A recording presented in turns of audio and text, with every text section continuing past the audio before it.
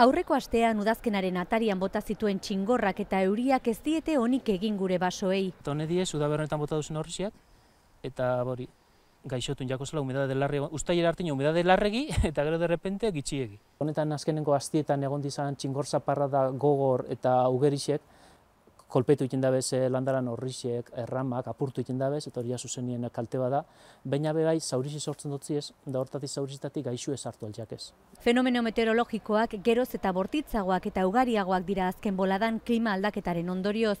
Sasoiz kanpo gertatzen direnean gainera oso kaltegarriak dira gure basoentzat. Klima aldaketik eragin aldauen aldaketi da totala.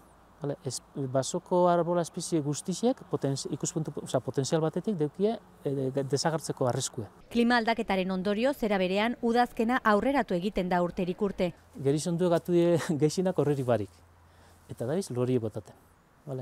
Urki asko bebai, ja dauz horritxuten, ja galtzen hori gorritxuten. Paguek, aretxak, hasi deuren eskurre ja emoten. Ez sortzen barik eta ja emoten dauz eta galtzen dabiz. Eta noiz eman beharko lukete bestela? Hilabete edo bi berandu. Gaur egungo udagoienek lehengoek zuten xarma galdu dute. Eta horre diz politenak. Normalin izaten zen Euskal Herrixen, azaro hueltan sortzen zen udazken hori zen, hori hartratuetan da ataraten dune. Arbolak bakotxak kolore desberdin bat aukitxaban, eta oso denpora umelak, euri asko gaz, orduen brillo asko ikusten zen bebai. Hala ere, udazkena hasi da paisaian nabaritzen. Adibidez, pinadi baten, jentek bintzaten dago, pinadi baten zelan, ez teko nosto horko horrik, ez dala igertzen udazkena, baina ez da egizia.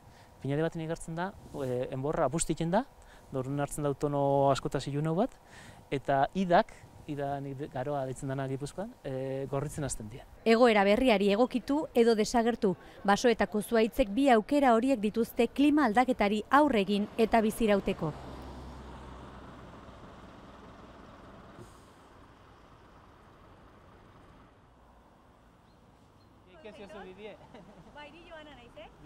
Bayona, bien.